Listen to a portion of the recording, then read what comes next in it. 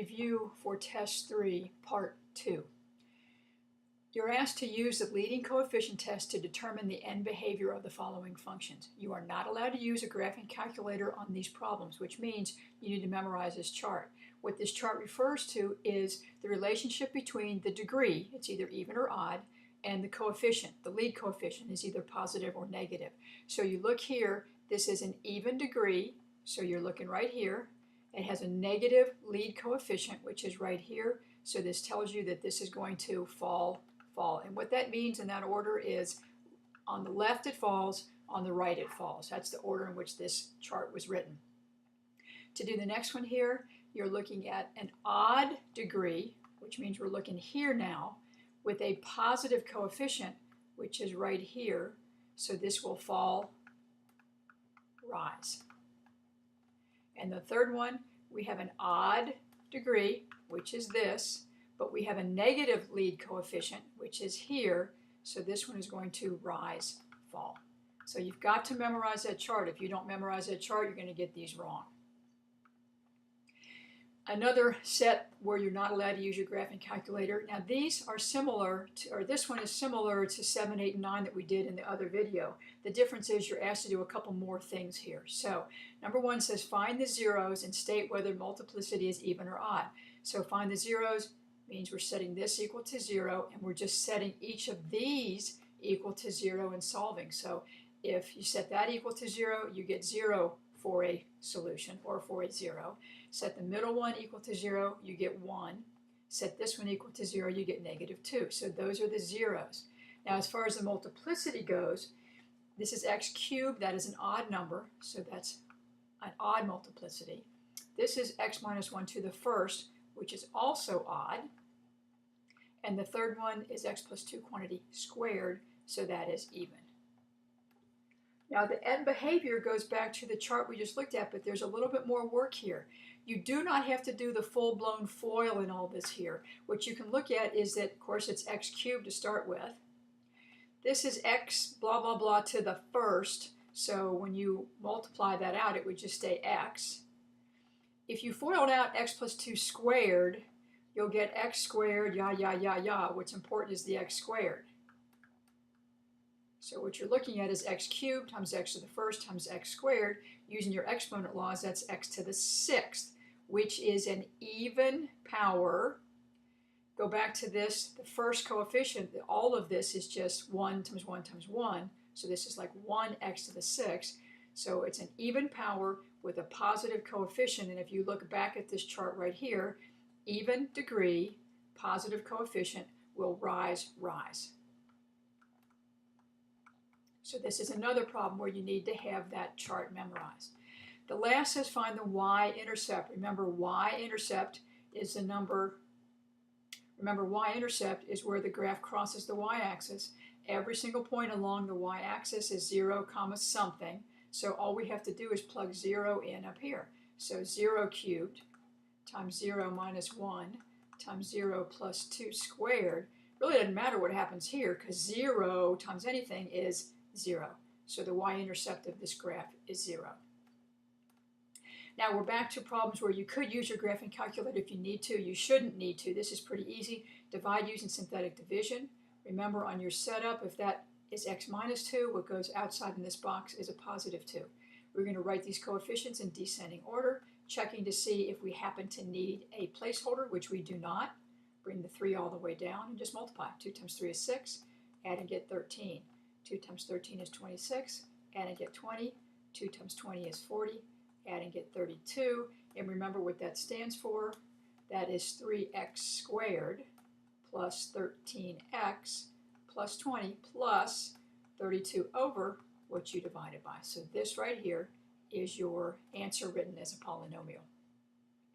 Same thing over here. It's just going to be a little bit longer. Because you're dividing by x plus 4, what goes in the box is -4. We do need some placeholders here. We have a 5 for x to the 4th. We have a -2 for x cubed. But what we're missing here is x squared, so we need a 0. And then it drops down to plain old x, which is 6, plain old number, which is 6. Bring the 5 all the way down and start. -4 times 5 is -20.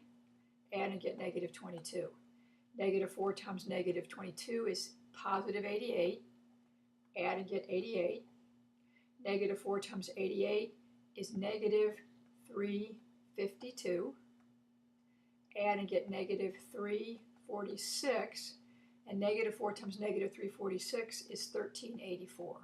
Don't panic if these things get really large. It just depends on the arithmetic. Add and we get 1390. Now to fill in our variables, because this started at x to the fourth, our answer will begin with x cubed minus 22x squared plus 88x minus 346 plus the 1390, which is your remainder over the x plus 4 that you divided by. This asks us to find all of the zeros given that 2 is a 0. We know that 2 is going to be a 0 or a solution of this polynomial, which means we're going to do our synthetic division with 2 in the box. Write your coefficients down in descending order. We do not need a placeholder. I don't know why I put the plus. And then bring the 2 down. 2 times 2 is 4. Add and get 1. 2 times 1 is 2. Add and get negative 6. 2 times negative 6 is negative 12, which gives us 0. That just verifies that this is a 0. If you don't get a 0 right here, that says that you did something silly with your arithmetic or you dropped off a sign, something like that. Because if you are told it is a 0, that's what you better get right here. Because this was x cubed, our depressed equation will begin with x squared. So this is 2x squared plus 1x minus 6. And this is what I'm going to solve. 2x squared plus x minus 6 equals 0. When you get to this place, you have two choices. You can look to see if it factors, or you can go directly to the quadratic formula. Your choice. Not every equation factors, which means the quadratic formula is always a good option. If you're good at factoring and you want to take a chance to see if it does factor, then you can do it by factoring. This one does factor, but I'm going to go ahead and do the quadratic formula so you've got one of these all the way worked out using the quadratic. So A is 2, B is 1, C is negative 6, and I just have to start stuffing in. Negative 1 plus or minus the square root of 1 squared minus 4 times A, which is 2, times C, which is negative 6, all over 2 times A, which is 2. So I know I have negative 1. I also have a 4 on the bottom. And you can type into your calculator directly what you see, and this works out to be 49, which means I have a little more work to do here. Square root of 49 works out to be 7 over 4. So I have to continue working here. There is no radical, there is no I. I have to do high road and low road. High road is using the plus, so negative 1 plus 7 over 4. Low road is using the minus, negative 1 minus 7 over 4. Do the arithmetic. Negative 1 plus 7 is 6 over 4, which reduces to 3 halves. Negative 1 minus 7 is negative 8 over 4, which gives you negative 2. If you had factored this and solved, you would have gotten those same answers. But generally speaking, when you get to this step, you're most probably going to have to use the quadratic formula. Number 14 asks you to name the possible rational zeros. Just make a list. You don't have to do a whole lot of work.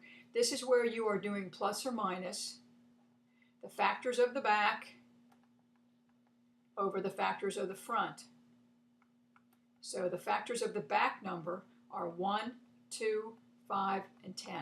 The factors of the front are 1 and 3. Now you can't leave your answer like that. You need to separate this out by pairing up top and bottom. What I mean by that is 1 over 1 is 1.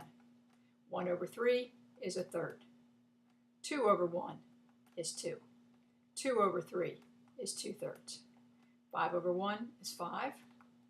5 over 3 is 5/3. 10 over 1 is 10. And 10 over 3 is 10/3. You can put these in any order that you want, but you do need to have the plus or minus with the parentheses in front because all of those are the possible rational zeros. And that's all you have to do is make a list. 15 is asking you to do more work. It says find all of the zeros. Unlike number 13 here where I gave you a number to get started, this one doesn't have that number to get started. But this is where you use your graphing calculator. You type this in the calculator to y equals x cubed plus 3x squared, etc. And you look at the graph and you see where the graph crosses the axis. If you look at your graph, you'll see that the graph crosses the axis at 2. The other places it crosses are just strange that you can't pick off the graph. So we use the 2 with our synthetic division.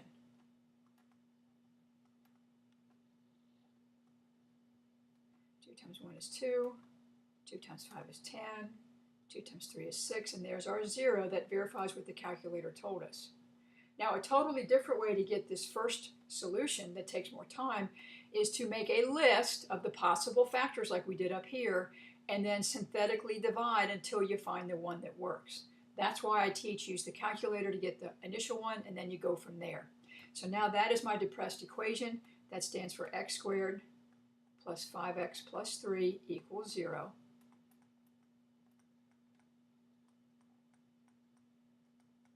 It does not factor. I will have to use a quadratic formula on it. So a is 1, b is 5, c is 3. I'm going to have to write small to squeeze this in. So this is negative 5 plus or minus 5 squared minus 4 times 1 times 3 all over 2 times 1. Let your calculator do this arithmetic in here, and it just works out to be the square root of 13 over 2. And the good news is, square root of 13 doesn't simplify out. It's not a perfect square. There's no factor tree you can do. You're finished. When you get to this step, there's always the possibility it's a perfect square like we had a minute ago. There's a possibility it is not a perfect square, but it factor trees out. There's a possibility that there's an imaginary in it. So there's all those things that might happen. There's also the possibility that you might have to use the triangle trick when you get to the end to simplify.